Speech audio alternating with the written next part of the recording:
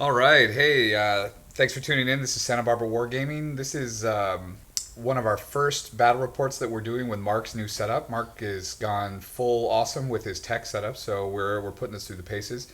And this is a battle report for X-Wing, as you can guess. My great opponent is Nate here. We're doing the handshake. What I really wanted to do was play against the notorious Fat Hand list I've heard so much about, and Nate was nice enough to take up the challenge. He'll explain his list in a minute. Mine, I just picked up some Phantoms the other day, and so I was curious to see how those work. So my list is it's a 3-ship elite list. I've got Whisper, Echo, and then Dark Curse in there. Whisper and Echo are pretty much tooled out the exact same way. Veteran Instincts, Fire Control System, Advanced Cloaking Device, and a Recon Specialist. And then Dark Curse, no changes for him. That brought me up to a total of 98 points to give me the initiative. And Nate, here, I'll turn it over to you so you can talk about your list. Sure. So Andy mentioned wanting to play against Fat Hand, so I'd played with Han once before. So I figured, okay, well, I'm probably in the best position out of our group to take up this task. But my inexperience with the list will show, I think, or maybe spoilers will show in the game. But basically what I did was I just went and pulled Paul Heaver's World Championship 2014 list. And it's Han Solo, Predator, Engine Upgrade, 3PO, R2-D2, and the Millennium Falcon title, and then 3 naked Tala Squadron pilots to get me up to that pilot skill 4. Didn't really matter in this game. I could have ran whatever, and they would have been the lowest pilot skill on the board. As you can maybe see from the way I'm setting up there, if any of you have not seen the 2014 Championship Battle Report, that is a great battle report. That is an epic battle report. It is really cool, and watching Paul Heaver fly that Millennium Falcon through an asteroid field was really inspiring. So you can tell on the board here, I've set up with that Falcon kind of angled in on those asteroids. I'll try to link Team Covenant directly to this video. That was a slick battle report. If it's worth going through it, and I'm blanking on his opponent's name. I want to say it was Alex. He was the Australian guy. Yeah, from Australia. He ran a TIE mini swarm, Whisper, Hell Runner, 3 Academy pilot ties. Which is funny because that's more like the list I usually run. Yeah, Nate is another reason why I was happy to square up against Nate was because he's our resident Phantom expert, and so you'll see throughout the course of the game. This being my first game with the ties or the Phantoms that he'll point out, say, hey, that's not how that works, or maybe try this. Yeah, Phantoms are a little tough to get used to when you're first starting out because of the just the way the cloak mechanic works and how you're able to barrel roll, especially I think with which one is it? Whisper, Echo with the bendy barrel rolls. Oh, it's man, a little I gotta confusing. tell you though, Whisper has the higher pilot skill, but Echo, man, It's kind of like the new Segnor's turn. It's the old Segnor's turn. Yeah. I know what you mean, but I really love the movement shenanigans you can pull with Echo. I agree completely. I love playing with Echo, but in a competitive environment, I can see why that one pilot skill matters so much for a Phantom. For sure. In fact, I think that came into play in our game here as well. I mean, my biggest fear was with Echo pretty much the entire time that one concentrated blast from the Falcon and toast. So why don't we describe what happened in this first turn, I guess. We're a little far behind the video, but c'est la vie. So obviously I moved up the trio of Z95s along the flank, intending to run Han up the middle and then flank with the Tala Squadron. The Millennium Falcon's clearly heading right into that asteroid belt with no fear. How about you, Andy? For me, Dark Curse has an interesting pilot ability where you can't modify the dice results for either with the fire control, Han's ability, focus, whatever. So my idea was to get Dark Curse, try to get up in the face of the Falcon as quickly as possible, be at range 1, and just try to make you shoot at that as opposed to my Phantoms. With the Phantoms, I was hoping to stay at range 3 about as much as I could, and so I was spreading out to try to come around, get behind the Falcon most of the time so that you'd be forced to be moving forward, never really closing to within range 1. And I was going to try to play keep away while pinging on you from distance. So you can see that's Echo on the far left, or I should say the bottom of the screen, heading out to sweep around. Whisper with the higher pilot skills in the middle, and since he's a little bit more safe due to initiative order, where I can fire at the Falcon, get that target lock and the cloak back up, I was a little bit happier putting him in the middle. I guess her in the middle. Echo's the guy. But off track here. So that was my strategy. Super flank with Echo to be long distance, maybe get an asteroid in there, get some high defense dice before while my cloak is down, meaning I only have 2 defense dice. Whisper will be primary offensive, and then Dark Curse is to get in there, block, be generally distracting, nuisance, hopefully at range 1 as much as I can. Did you actually have a shot with Whisper in this round? No, because as you can see, I'm cloaked right there. Oh, I'm sorry. This one? Yeah, that's Whisper. Whisper, right? Yeah. And okay, I thought so because I noticed Han shot first, and I was like, "Did we play that wrong?" That was mistake number 1. Well, yeah. Or if you didn't have a shot, then that's correct. What I should have, yeah, Han does shoot mistake. first. What I should have done was not cloak, and then you'll see that. Well, I don't want to skip ahead to turn 2, but my inexperience in thinking about turn order and how it was going to work out. Yeah, I blew it. I missed an opportunity to shoot with Whisper, so I gave up 1 free round of shooting to the Falcon right away. And I don't think it resulted in anything. Yeah, I've still got both my shields there, no damage, nothing on Dark Curse, but... Yeah, I think it was a whiff. I might have forgotten about a Predator reroll. Ooh, yeah, maybe. I don't recall. We'll see. I didn't see me reroll a dice when I ran them, but, I mean, not used to the list. I think there were a couple of things I forgot. I kept forgetting about R2-D2, too. If you see me rolling green dice after we've already started the next turn... I think it's green dice. Well, he kicks in if you have no shield, so I think it wasn't until about midway through the game until that's when I started forgetting. Right. Sorry, red dice. R2 rolls red dice. What? I don't know. He rolls red dice. I'm looking at my app. It says red dice. Yeah, I think it's on a hit. Or is that Theo who rolls green?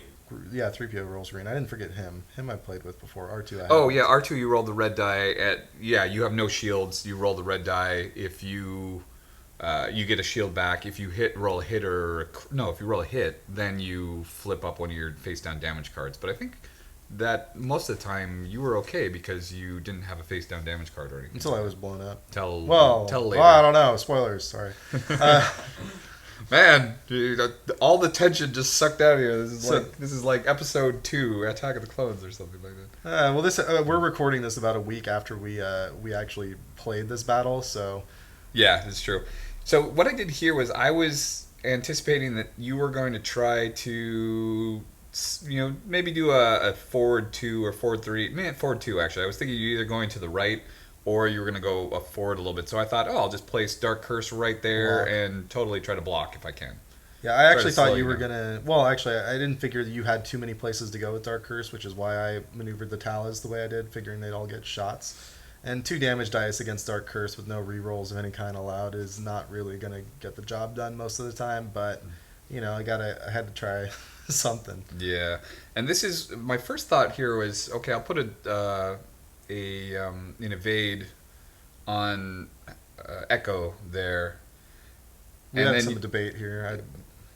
Yeah, and you being the more experienced Fena player, you pointed out that, at this stage of the game, probably the cloak would be the better way to go. And I don't think that was bad advice at all. My regret is that I should have been like, I made that move, I committed to it, so I should have stuck with that. So I feel that's a regret of mine out of the game because I don't like to do that, but it was solid advice for sure. This is and although this looks a lot like the quality of the World Championship battle report, it's not a World Championship game, and so it's a friendly game. I have no problem talking through the rules. I generally enjoy my games more if both players come out of it with a little bit more knowledge and feel like they're a little bit better players. So.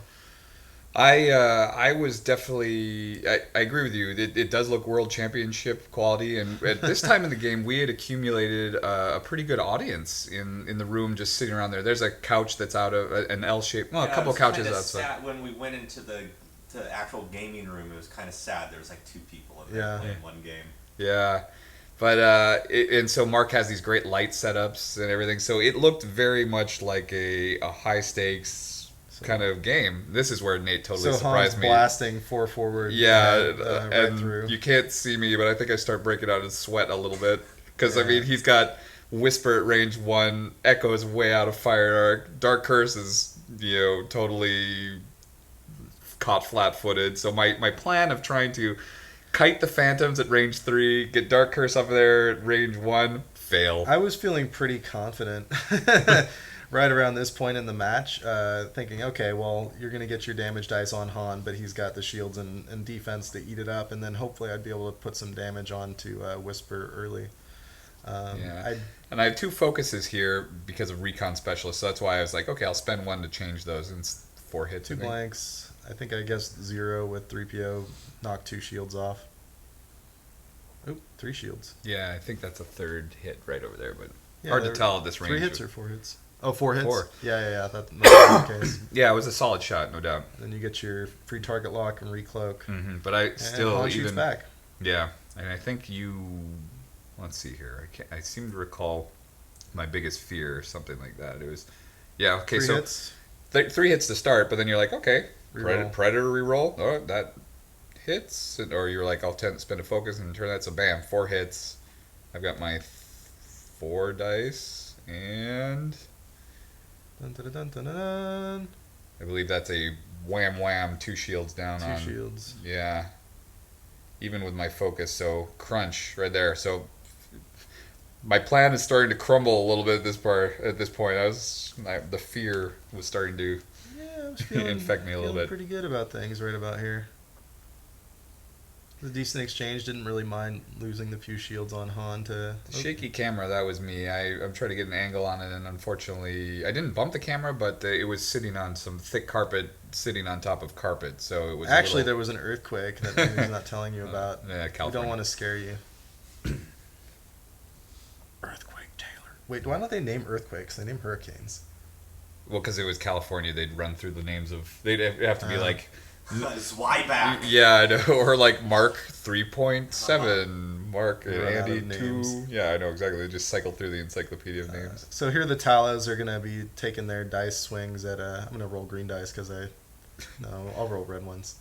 And no re-rolls of any kind, no using of focus. Or wait, no... there are re-rolls allowed, you right? can't. Yeah, you can't change You can't use focus or... target Reroll locks dice. really. So it's a really nice ability. He can be a very tanky That must character. have been, is it that he can't... Do you have the app up? I think it's that you Yeah. can't re-roll at all, right? You can't re-roll dice. It's.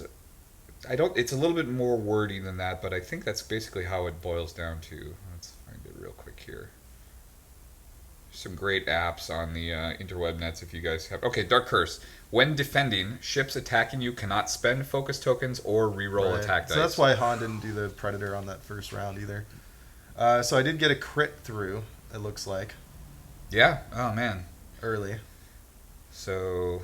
Yeah, Which that was a fortunate kind of thing. I mean, there were a lot of red dice flying that way, but... I believe more I than had an expected. evade on Dark Curse as well too, so that was a good roll considering that you weren't able to re-roll, use focus, anything like that. Mm-hmm. Occasionally you do score 2 hits. Yeah, and I don't know if it was you. Yeah, I think you and Duke, another member of our group who plays X-Wing regularly and plays well, you guys were having an interesting debate about the effectiveness of red dice versus green dice, and just by comparing dice faces. The red dice have their hits and number of crits, and I think There's maybe an extra 4 hit. faces or something like compared to the Or green basically dice. it's you trade a crit for like a blank. Which you figure you have to have like the offensive dice be better than the defensive dice, otherwise the games will just drag on. True, but it was a nice point to drill home that you know, if you are rolling green dice, that's still not an ideal situation. You know, you may pull out some times where you're rolling all evades, and that's great, but you know, you can't rely on it. That's No, you always feel better when you have the red dice in your hand instead of the green dice. or you're just out of the arc altogether. Right. Which actually, with the changes in the meta with the scum and villainy, I think there will be a lot more of that arc Where you look dodginess. down so that you can actually see what the name of the cannon is in the quotations. Flechette, Mauler. There's Turbo some nice blasters. weapon upgrades for the scum and villainy The auto faction. thrusters, I think, are Yeah. like the biggest thing. I mean, after this game, like the same night, I played Duke a game, and he had the auto thrusters. He played a three Interceptor list. interceptor list against. I think I played a Decimator Phantom, and I mean they were very effective at keeping those ships alive. Yeah, fantastic. It was really good. They were the interceptors were starting to sit on the sidelines a little bit more, and now with the auto They're thrusters back, card, for they sure. are back. Yeah, it's a Mhm. great card. That's probably one of the top 10 upgrade cards in the game, I think. Yeah, I would. I would agree. It's definitely going to make a splash. It's going to make a change in how people are putting their lists together for Oh yeah, tournaments. no doubt, for sure. So at this point, I'm trying to rethink my plan. I need to bring Dark Curse around. I need to put some distance with Whisper. I need to bring Echo into the fight because otherwise, if I'm just doing these one-for-one trade shots with the Falcon, I'm toast.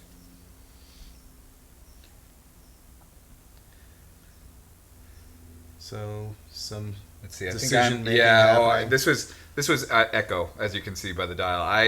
I'm thinking and thinking and thinking because I got that asteroid right there, and so I'm trying to eyeball. It's like if I decloak doing a soft one to the right from your position, like a regular straight one move, not a barrel roll.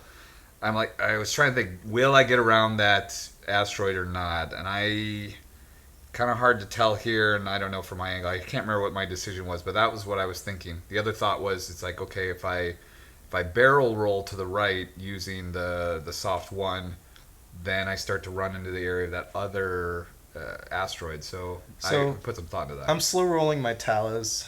I keep calling them Talas. My Z95s. Well, they were Talas though. They were Talas Squadron pilots. But I should call them Z95s. It's easier to know what the hell I'm talking about. All right. It's just slow roll them with the idea that Dark Curse is probably just going to move right into their firing arcs. You didn't have too many spaces to go. Andy wisely did a hard one. Yeah, trying to bring Dark Curse around. Plus, I was like, well, I'm going to try to evade and then rely on Dark Curse's ability. But at least you didn't crash into the Talas or end up not having a shot on him. That was probably the best maneuver you could have picked. Yeah. At this point, though, I think you probably could have barrel rolled him away from the Talas and gotten out of a couple arcs at least. Oh, good thinking. I didn't even think about that. And there's I could have barrel rolled him to the aftershock. right there, and then it's me standing next to the camera again. So I apologize for the. Okay, so for the wiggliness. So here I am, definitely trying to think about what I can do with Echo and. Gonna put him right in that asteroid. Yeah, Well, not quite. or pretty much facing. Not on it, but just where he can't avoid it. Yeah, that was problematic. So then I've got then I made my choice, which I was thinking. That's right. I remember thinking that the hard one or the soft two wouldn't take me as far over, and it put me right there. And then, kabam! On top of that, Bumper cars. right into friggin' Whisper. So now I have no cloak action whatsoever. But you're fortunately not on the asteroid, so you do Fortunately. still have Yeah, a so shot. here's the roll and bam, hit, lose a shield. I know. So it was like excellent flying and then insult to injury, lose a shield, and Whisper just in total vaporize me mode. Oh man. So you can't see my face right now, but I'm not happy. And at this point, we were talking about the way that Phantoms are allowed to barrel roll through other ships as long as they can make it all the way through. So you wisely got Whisper out of there. wisely went right through, and I think you do a hard one. Let's see. You are correct, sir. You have better memory for what this do you than I know? do. Yeah. Well, I just remembered where your ship ended up because your guns are pointed directly at the Falcon. Yeah, I was just trying to hope that maybe I don't know what I was hoping. I fucked Whisper bad on this one. Not as bad as I fuck up here in about 3 seconds. Well, maybe a little bit longer than that. But I think I do a hard two. A hard one? Hard one. And here's... Okay. So I have engine upgrade. I have an engine upgrade. Why I don't use it in this situation with two Phantoms in range band 1 is something that I was kicking myself in the butt for about, the rest of the evening and into the next day. I think we were still texting about it, debating whether or not I had the room here. But basically what I should have done, and I didn't do, I focused. I should have engine boosted towards that bottom corner table edge. And I think I would have gotten out of both arcs and been able to do a hard one and continue to stay on the board. Eventually I get dug into that corner anyway. As you can see, there's not too many other places for me to go. But it would have gotten me out of your arcs, allowed me to shoot on you with no shots coming back. Oh yeah, I at this point I was so focused on the game. I mentioned after the game that I said I think I briefly thought about the engine upgrade and the boost, And I didn't say anything about it, partially because I was so absorbed in the game, and I kind of regret that. Also because you're a dick. Yeah, it's probably one of my second biggest regret out of this game is, well, I really appreciate that you were giving me some good solid advice before, and honestly, if it occurred to me to step out of the game, because I was flustered from poorly piloting Echo, and so I was just too focused to stop and say, oh wait, hey, you consider the engine upgrade and boosting out of there. Now, later on, I thought about it a little bit more and looking at this picture, and I was kind of trying to eyeball. It's hard, I mean, to think, but I mean, if you did do we'll the see on a engine subsequent upgrade, turn, because I think I do a hard one in the next turn, and I don't know that a soft one for the boost would have dug me into the corner that much more. yeah, it's tough because the base is huge too. But I mean, if you ended up there, I could have done a right turn. Easy. Yeah. I think if I would have done the one boost to the left, then the subsequent turn I could have done a hard one to the right, and I would have been fine. I would have had that whole flank to cruise up. Yeah, And I would have been behind you. I could have swooped in, whatever. But I mean, hindsight's 20/20. Yeah. Anyway, in this exchange, Han, you can see, lost the rest of his shields on the first attack from Whisper. Also took a damage, fired back, and didn't really do anything. It looks like Echo took a crit. Did Echo? Yeah. That's or right. Two, or I don't know if that's one. Echo crit had or already two. lost his shield, so I'm sorry. You took a damage. Yeah, and that's a and crit. But just sneaked by, just hanging on Still one alive. life left, which gives me my shots here at range band 1, and I think you do like 3 or 4 damage. I would something think. pretty huge. 4 hits, I think, was right there. No, 3 hits. Maybe. Yeah. Blank. So, there go another 3 damage cards. So, yeah, basically this was the difference. I took 6 damage this turn on the Falcon when I should have taken 0. So, kids, if you take an engine upgrade, and you're not playing boost against out of the damn firing arcs. and you're not playing against a self-interested dicky opponent. Oh, no, not at all. It is my regret though, because you gave me some good solid advice, and I would have loved to have been able to repay that. We were both I have to admit, I intense. guess I was a little bit too invested in this game too, because in our group, there's been a huge swirling debate about how turrets are extremely powerful. Fat Hand being the representation of how this is the uberest list, and it just kind of shuts down everything. And so to kind of try, I don't know, maybe in an egotistical attempt to try to quell that, or to to argue against the naysayers, I wanted to take 2 Phantoms, which were supposed to be easily countered by the Fat Hand list, and I was really hoping to put a good showing up to say, hey, look, even though Fat Hand is so powerful and turrets being uber awesome and blah blah blah, here are 2 Phantoms that are supposed to be hard countered. They still did okay. So I think I was a little too invested in the outcome also, and that clouded my judgment as a friendly game player. Definitely not flying casual. I was flying cutthroat. Yeah, and I mean, as far as that point goes, I think there were a lot of people that have been bitching about turrets, and I mean, part of it is because like what initially drew our group to the game was how much fun it is to fly these little ships around and dogfight, For sure. have firing arcs and like all that, and the turret ships really kind of go against that whole grain. But the argument that they're overpowered is completely asinine. I mean, they're not overpowered. This is one of the most balanced like war games I've played. Each wave that comes out, it completely alters the meta and how people have to play. And right now, turrets are sitting at the top. But like you were saying during this game, turrets are the like a symptom, because the Phantoms were so dominant that you had to have turrets. Otherwise, you couldn't compete. Yeah. With those uber dogfighters. Yeah, they were. Yeah, I agree. The Phantoms are a very powerful ship in their own right, and so that causes some players consternation as well. So I know probably there's some people out there thinking, "Oh yeah, you champion for the underdog Phantom or whatever." And so yeah, that is true.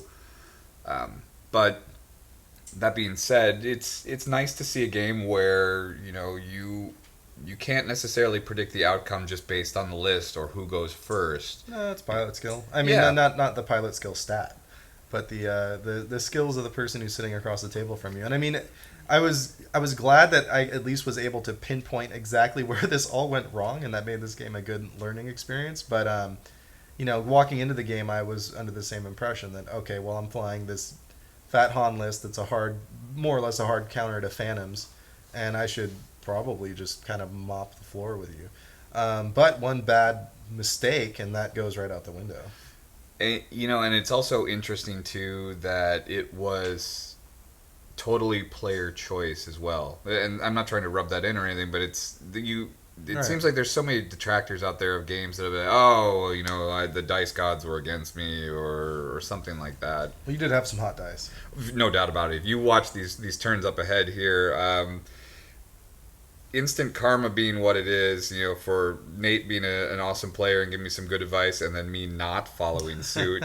the dice karma was not tracking with that, so I don't know. I'm getting payback somewhere else down the road. I don't know exactly where. I'm going to be losing all my games in the years ahead, but when you see some of these dice rolls that I'm pulling out with the Phantoms coming up in a turn or two here, I'm sorry, 3PO and R2, you guys may be able to add an extra evade or add an extra shield or something like that, but throwing down 4 crits or something like that is just crazy talk.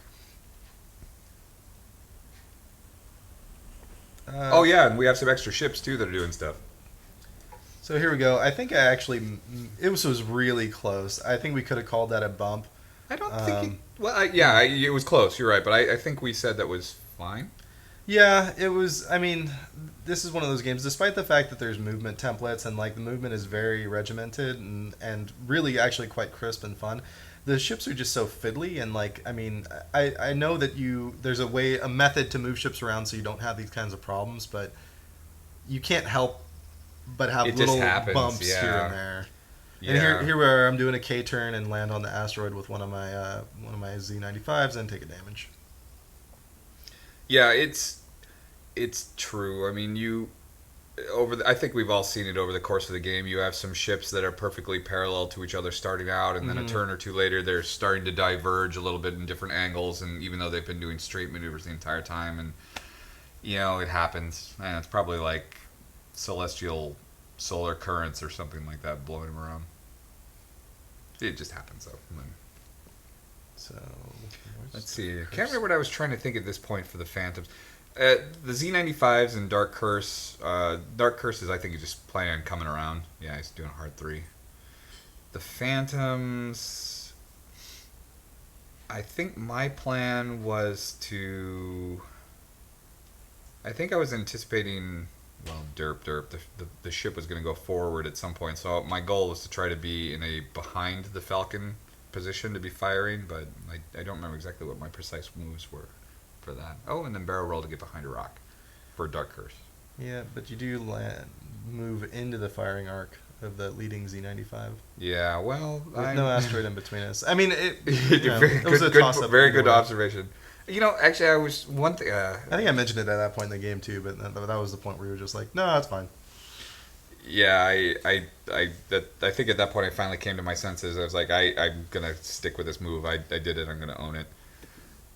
One thing I was thinking about, you and I don't think we've been playing this game for really that long either. I think I got my first demo game in. I got my first demo game in the end of November, and you've maybe been playing for a little bit before that, but maybe not much. Slightly. I mean, this game has kind of been lingering in the background of our group for well over a year. I mean, Eric had a bunch of ships, and he would bring them around, and we'd kind of putter around. But I think it's gained a lot of popularity in the last few months. For me personally, I had a baby last year. And this game has no hobby component that's going to hold me back. The ships look good right out of the box. I've seen some amazing things that people do with, aftermarket paint jobs that look great. I can't do that right now. And here's me unhappy again because I'm putting Echo really dangerously close to another asteroid. That's the name of the game. You get dangerously close and don't land on it. And that's a win. Yeah, totally planned. But actually, that worked out okay there. Christian went to San Jose, and I saw the Decimator, that was 6 weeks, maybe 2 months ago. Yeah. And that's when we both simultaneously got stuff without knowing the other person was. Yeah. And I think I bump into the Falcon. Yeah, I believe so. And you can see I popped off the Phantom there off the stand just because the plastic itself of the model was bumping into the plastic itself of the Falcon. So I bump and your target lock or the Tala's target lock is still on me, and yeah, you can see Once again, Echo without an action. Yeah, that was the other huge thing. I mean, at this point in the game, you had the target locks that were just popping off. If I had gotten that, if I had boosted out of the way, you wouldn't have those either. Yeah, so it looks like you did do the soft one at that point. Yeah, and I was fine. So yeah, I think if you were to just do nothing but hard lefts or something, yeah, you would have come around. If we enough. look back on the video, we could probably see if, and we won't do this, but you could probably see for sure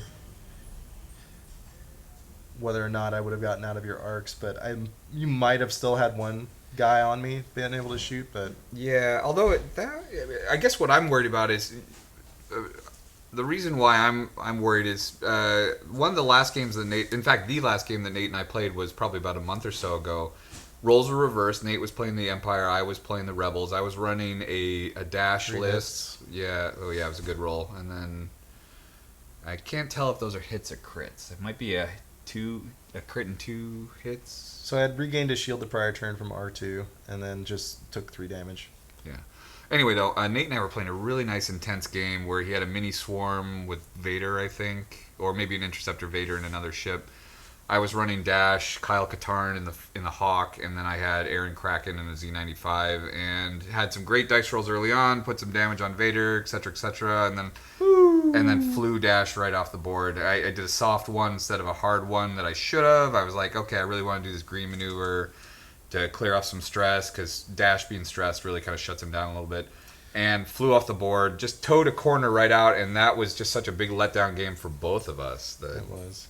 So that's why I guess I was extra paranoid about the Falcon. But and as you can see, in the last few seconds here, Echo got toasted by Han. So actually, with that happening, my main worry at this point was that I was going to fly Han off the table edge. Yes, it's quite shiny, Mark. Yeah, Mark is experimenting with our tech setup still as we're doing this, as we're recording the sound, the voiceover. So, yeah. So it's true. Even if, it's hard to say. I mean, if you do a hard one to the left, you might tow one of those corners just off the board.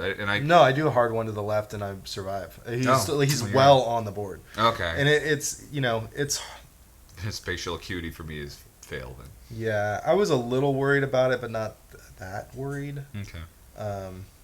As you can tell, I'm paranoid about my dash list game that I did that. Get kiddies at home, get your ships out, and fly them around the coffee table, and you will get a much better sense of how movement works in this game, and be able to judge those corners a lot better. And you don't need an opponent around to do it. And you get to dink around with your toys. That reminds me, I need you to teach me how to do the pinwheel formation with the ties. I tried doing that today, and it turned into a bumper car fest. It's easy to have that happen. It's kind of like sometimes it's more trouble than it's worth. It was pretty comical. Lead ship goes out, no problem. Next one, and second one, and the last one, and bump. You got to go counterclockwise in order of activation, turning clockwise, or you got to go clockwise, turning counterclockwise. I think I did the exact opposite, both for setup and for execution of orders. I think the only way I could have messed it up worse is if I started with the rearmost tie.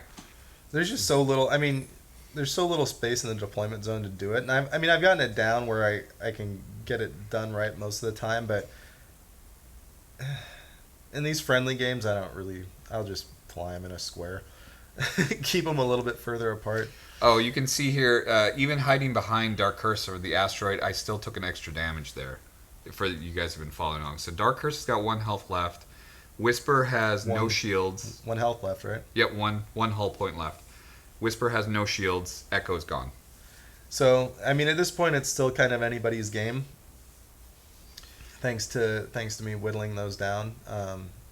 Yeah, you have 2 hull points on the Falcon left, it looks like. No crits. So, I mean, this kind of does go to show back to, like, the metagame conversation, despite the fact that I horribly mangled that turn and took, 10 red dice into Han instead of 0.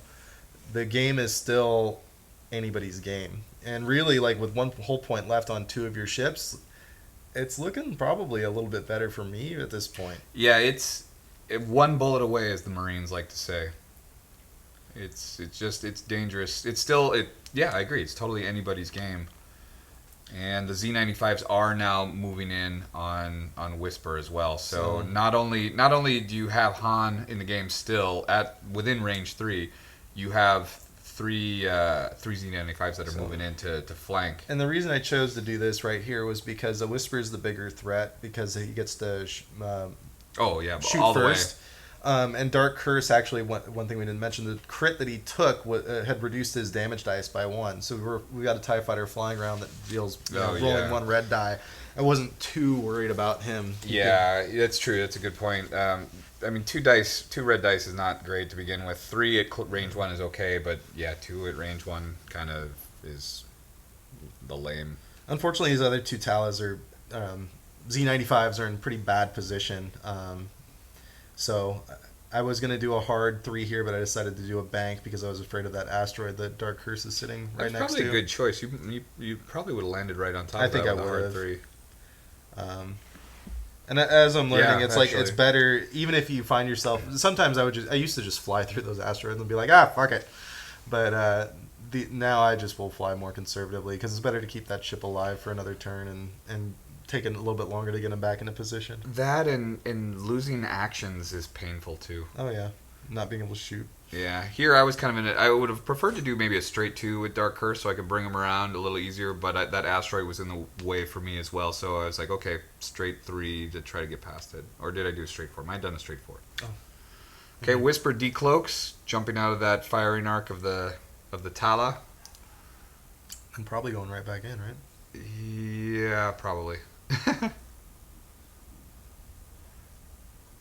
I was rolling I rolled a hit to see if I got a shield back, and I did get a shield back, and I got a crit, which was a double damage. And I think I just took yeah. So you saw me kind of clapping in triumph a little bit there. It didn't really.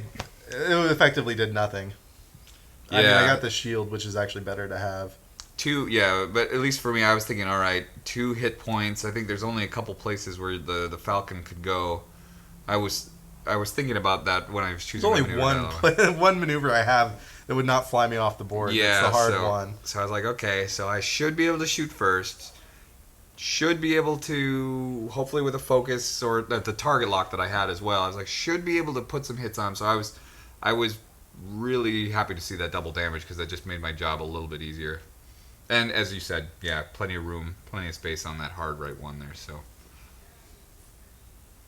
Yeah, it looks like there's a good 1.5 inches of clearance or so. I think I was trying to also, ease my conscience a little bit about not giving good advice because I'm a Blue Falcon Well, it's player. not your responsibility to tell me how to play the game. No, but I take it seriously when, you give me some heartfelt good advice in the heat of the game and then I didn't reciprocate. I don't like that. But anyway, here, this is hard to tell, but I think that was like crit, I think crit you rolled hit, 4 hits. Or you rolled ungodly well. It was, I was like, I didn't even and there was, focus. I had just scooped because there's nothing I can do to stop dying. Yeah. Now the one thing is though, I guess you fire at the same time. Did we mention that? This came up, and I think Taylor mentioned it, and so I do roll my damage. Yeah, dice. I think so. We were at range 2. As you can see, we're measuring I everything. think we do circle back to it, and you do roll your dice. Maybe this is it right here. Yep, this is it. I don't think it didn't amount to anything. This is actually a pretty critical roll because if I would have been able to take that last damage off. That's right. Yeah. I think I rolled. Did I roll 3 hits? You rolled 3 hits, it looks like. And you just rolled 4 evades or something stupid? Yeah, I think I lucked out. I just squeaked by. Or, no, I took 1 hit. That was it. I take it back. You had 2 health left. Yeah, I evaded just enough to... Oh, yeah, that's where you took the crit, and I was chanting double damage, and didn't have it. Yeah, and it was some type of crit that had nothing... No, I think it was the one that got rid of my elite pilot skill. Yeah, that's what it was. that was the previous... Was that for Echo? Match. Yeah. Okay. This one, we decided it did nothing, so you just turned it upside down. Yeah, it was something like if you're piloting... Here's one of your secondary weapons or something whatever. like that. And so at this stage, with you still having the Phantom on the board and me just having a swarm of shitbirds, I believe is what I coined. Yeah, it coined the term. I felt kind of like it was game over. You lose your big money ship, and it's meh. Yeah, I do feel like the advantage swung back to me, mainly because the Talazard pilot skill 4, 2 attack dice base. I would be in pretty good shape to stay range 3 or better. And they're spread out. They're not flying in a formation that's threatening anything. True. And then I still had Dark Curse to block and put 2 dice on things if I'm at range 1. So it definitely took the pressure off of me when the Falcon went down.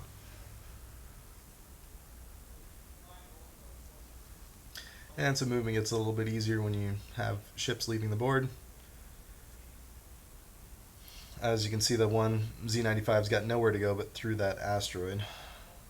I don't think there's anything I could have done to cut around it.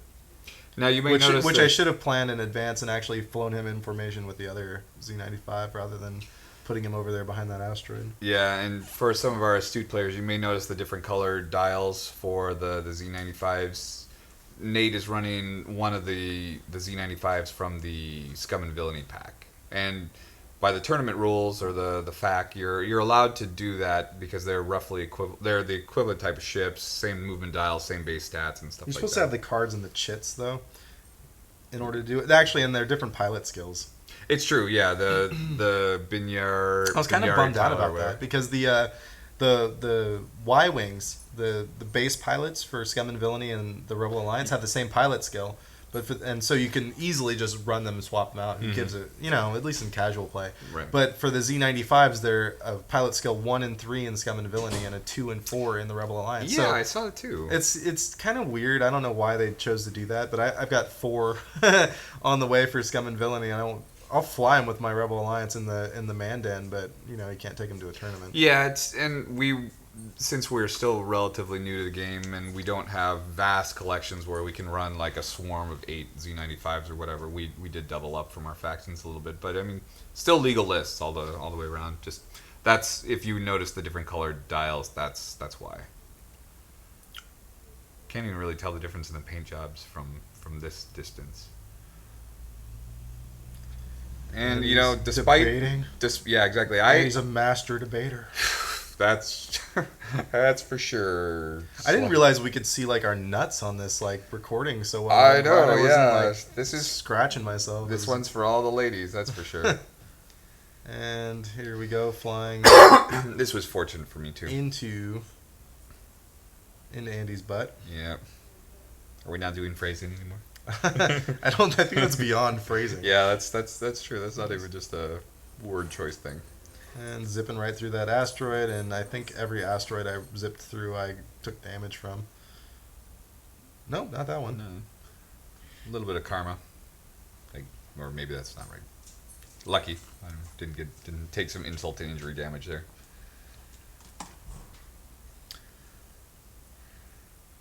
So at this stage of the game, all my stuff's flying first, and Andy's just basically playing a cleanup. I think everybody's played an X-Wing game.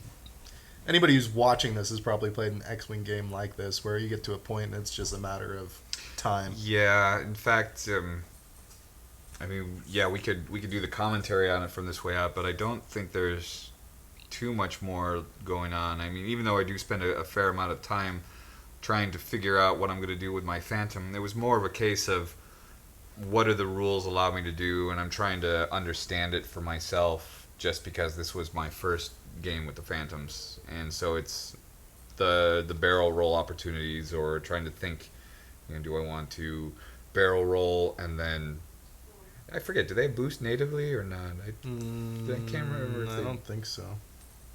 I don't recall now. Let me see. You have the They can barrel roll for sure. I know that. yeah, all ties can barrel roll. Yeah. I don't believe they have boost. The interceptors have boost. Yeah, let's see here. They are. No, they're not. Yeah, they have focus, barrel roll, evade, and cloak as the native action abilities. So I guess I was just moving slow because I was trying to figure out what I was going to do. And you ended up just moving out of the way and doing an evade. I don't have any shots on your Phantom. 2 hits, or 2 blanks against Dark Curse, then through an asteroid. 1 hit, which isn't going to do anything against like a Oh yeah, it was a range dice. 3 too. Yeah. Although I think I only got 1 evade there, so I lucked out. And just out of range on the last one. Back to movement dial time. Yeah. You can see me scratch you. Well, you can kind of sort me. If you could see my head, you'd see me kind of stroking my chin in thoughtfulness, trying to figure out what I want to do. I'm not just observing what Nate is doing and then trying to make my own decisions. I'm actually staring at my ships at this point, trying to just visualize where I'm trying to go.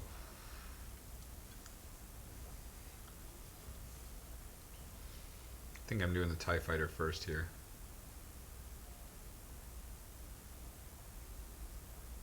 Yeah.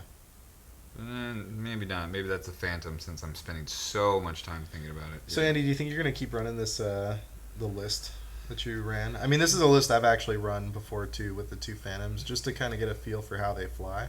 Yeah, I'd like to. I'm trying to focus on just flying the list. Maybe even if it's not a good matchup, flying the same list against everybody to test it out. And incidentally, after you and I finished our game here, I ran this exact same list against Taylor's Scum and Villainy list. I think he had Kath Scarlet, Andrew, whatever his name, the Z95 pilot with like pod skill 7. And he had a Y-wing with auto blaster, the deranged astromech, the one that gives all 3 maneuvers green. And he had some other stuff going on too, like some other bonus equipment and whatnot. And he tore up my list something fierce too. I mean, he was stressing my Phantoms. I ended up in an asteroid field too, so I was flying poorly to begin with, but kept bumping into him or running into range 1 and getting toasted by the auto blaster. For the back and forthness of this game and the cat and mouse and whatnot, I can't believe how fast I got torn up by his Scum and Villainy list. And on top of that too, he was crashing into asteroids like they were his primary targets. I was kind of embarrassed, really. It was crazy. So Scum and Villainy has some interesting new choices. I kind of think that Fantasy Flight did that on purpose to include some things that could easily be anti-Phantom tech. Because a lot of his stuff was like they're very deliberate with their wave releases. They study the game, they study the metagame to know what people are running and know what ships aren't running. And then the next wave that comes out, they try to not release too many upgrade cards that are going to benefit the things that are already at the top of the meta. They want to have upgrade cards that come out that are going to benefit ships that aren't getting flown. And so every wave that comes out, the power changes. It's not a power creep, it's a power adjustment. Yeah. And they do it in a really brilliant way, I think. I mean, the fact that if they get costs wrong, they brought out the upgrade card for the A-Wing that's a -2 point upgrade. Awesome. They brought out or they're going to be bringing out the TIE X1, the fix for the TIE Advanced. I love the way that they're doing it. Yeah, I think it's really slick. I do. I think Fantasy Flight Games puts a lot of thought into all of their products, and they're not afraid to issue erratas, issue corrections, new cards, just to tweak things a little bit. I think just really admit when they're wrong. Yeah. And but yeah, I think kind of what we talked about earlier, turrets being the symptom of Phantoms being a very powerful ship. I think Scum and Villainy is coming along to really kind of try to fix that. I mean, you have some passive abilities with Scum and Villainy that take effect. Either you're reducing the pilot skill of somebody within range 1 to 2, I think, or maybe it's even range 3 on the Hawks. Yeah, so suddenly you run that, and bam, your Whisperer with Veteran Instincts, he's going absolutely dead last, and if he's not cloaked, everybody and their brother's going to shoot at him. So that's a dead Phantom right there. You get in too close, like I mentioned, with the Auto Blaster, and I believe the card says that you cannot cancel hit results. Right. So, but you can cancel the crits. You can cancel crits, but still, I mean, once again, against a Phantom, you're going to be probably stripping shields or hull points really pretty easily there. And there's some very deliberate counters within the faction. And I mean, this is a unique wave since they actually brought out an entirely new faction. Yeah, which is great. Which is great. I mean, the IG 2000s are another really kind of interesting addition. Oh yeah, I mean, out of a total of I think something like 16 possible maneuvers, 9 of them are green. Plus, they've got like full green, like hard 1s, hard 2s, hard 3s. I just hate the way the ship looks. It's very, if you're into bugs, I think people would like it. I don't know, man. I think it's a really terrible looking model. Personally, personal opinion interjected in there. Otherwise, I would love to run 2 of them. If they looked like the Star Viper, I'd run 2 of them. Wait, are you talking about the IG 2000? Yeah. I like it. You like it? Yeah. Well, you should run 2 of them anyway. Maybe they'll perform so well for you that they're gonna perform. I mean, they're really good ships. Yeah.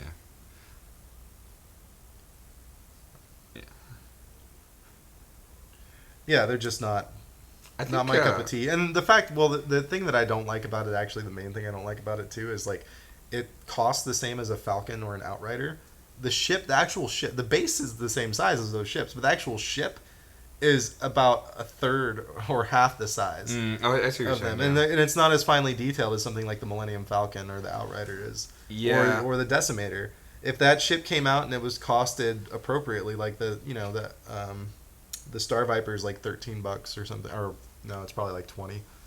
I don't know what it is, but aftermarket, Something like that. you get it with a discount on one of your It's less than online 20, I'm retailers, pretty and it's sure. like $13. Yeah.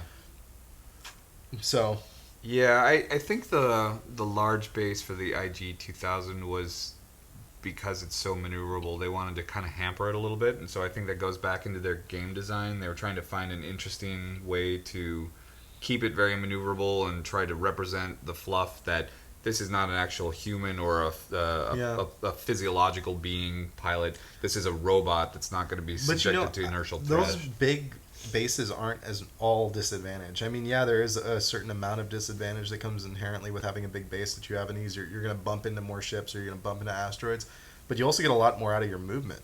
That's a You really get a good lot point. out of your boosts. You do an engine boost with a large base ship, and you are scooting.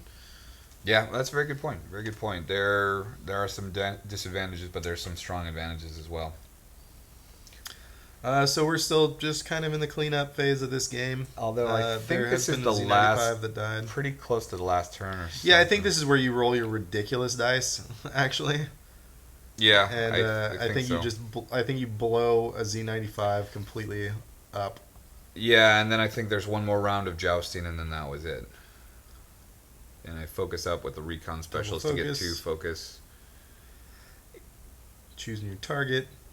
Interesting. Somebody, I can't remember if it was Range you or 3, if it I was think. Duke, who was suggesting that instead of doing the recon specialist on Echo, a good Mhm. choice might be to be the Rebel captive. Yeah. So as a little bit of a deterrent to shooting at Echo, being that somebody shoots at Echo, the rebel captive causes them to get a stress, and for some builds I out agree. there, stress can be just killer. So There you go. yeah, that was Pull one that down. one. Yeah, that was that's easy. It's either 4 hits or 2 hits and 2 crits or something like that. It was. I think I was full up, so I'm pretty sure you got four hits, and I rolled nothing on the evades. And then shooting the other guy, range 1, so you still get your 2 dice, and I think I come up blank again. Actually, No, 2 came up hits. okay. Yeah. And then you Shoot fire back. back. I think Getting hit- nothing. hit- I think I had two focus, and just that's not going to do anything against Dark Curse, despite having focus. Yeah. And at this point, you can Yeah, all it's see where pretty this much. is going. Yeah, we'll probably actually wrap up commentary here. I think the last turn was Phantom ends up doing a Kyogre turn, a 3K turn or 4K turn, whatever it has, and Really? maybe it wasn't this turn, maybe it was the next one. But I think what happened is I don't know if there's more turns after the this. Z95 or I don't know, maybe Or maybe. I feel like I did a K turn with the Phantom, but I don't remember now. But there was more jousting, and the end result is that the Z95 totally wiped out everybody and took the day. No, that's not. No, the Phantom Whisper with 1 hull point left was still kicking. Dark Curse. being Now, if tanky. that actually did happen at this point, I would have taken that Tala Squadron home and given him a custom paint job. Yeah, I would have put some kill markings on his wings for that Yeah, performance. you'd have to. Maybe that's what I'll do. I'll start giving my guys little kill markings once they do something fantastic. Just not a regular kill. It's got to be something special. That'd be cool. Yeah, personalize them a little bit too. Yeah. But the paint jobs out of the box are perfectly adequate, I think. So you just picked up a bunch. You picked up the Rebel Aces and then the A-Wing Yeah. and E-Wing blister. So are you thinking about that as a specific list, or you have some thoughts on those? No, I got the E-Wing actually partially to get the advanced sensors card. That's a great card. And I figure if I'm going to run a B-Wing, like if I'm going to run one of the named B-Wings, advanced sensors would be probably a good fit for like Keelan Farlander or one of those guys. You know, even if you put it on the Blue Squadron pilots, they allow you to take that sensor upgrade. So you can take a guy with a really low. The nice thing about the Blue Squadrons, though, is that they're the jousters that I would just keep them cheap. Do it baseline. They're 22 points. You know, three attack dice and like tons of shields and whatnot. Yeah, I'm gonna be buying a B-Wing troop. As soon as they're back in stock, they're on the boat from China right now. The As soon as they're B-wings back, are- I'm buying 3 of them. They're, it's interesting. They're my kind of ship. Internet wisdom is that the, what do they call it? The Blue Thunder build, which is BBBBZ. yeah, with 4 Blue Thunder, 4 Blue Squadron B wings with a heavy laser cannon upgrade Oh. are a really, they're considered to be a hard counter for They Fat can't. Hand. You can't do that. Four of them, because that's 22-point base plus 7 points for a heavy laser cannon. Let me see here. I wrote it out the other day. What is it here? Blue Thunder, 100 points exactly. They are. I mean, they're. Blue Squadron, and a rookie pilot actually. For It's the X-Wing. paper, rock, scissors of X-wing jousters. Yeah, so it's 22 plus 7. So the heavy laser cannon. So 2 of them, and then 2 rookie. 2 rookie X-wings. pilots. That's what it is. Gotcha. Okay. Yeah. No. I mean, yeah. Jousters are the counter to turrets.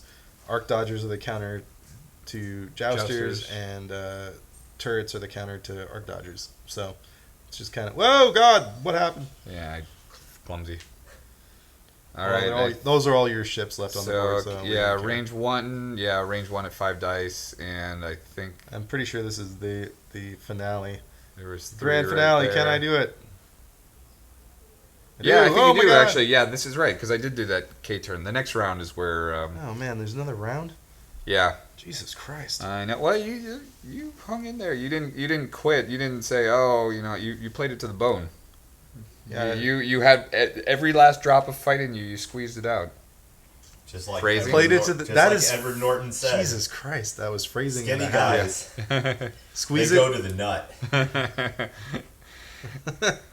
What can I say? We are Welcome we're to Santa wordsmiths Barbara. here. Yeah, we Wordsmithery. clever word choices. Santa Barbara phrasing. I know. Yeah, it's double entendre gaming.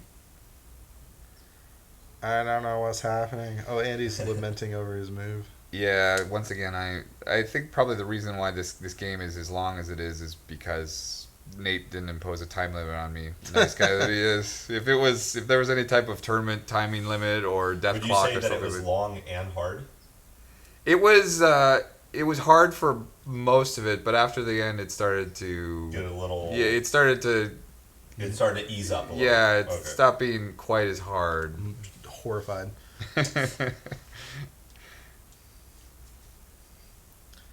Yeah. Oh my God! after- Put the movement dial on the ground. Put it I- on the table. Yeah, I don't even think I have a movement dial out. Actually, where's mine?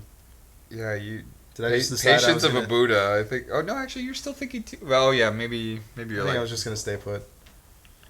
I decided I'm not moving this turn. inertial thrusters or dampeners. Yeah. Wait, I don't think that's a thing for Z95.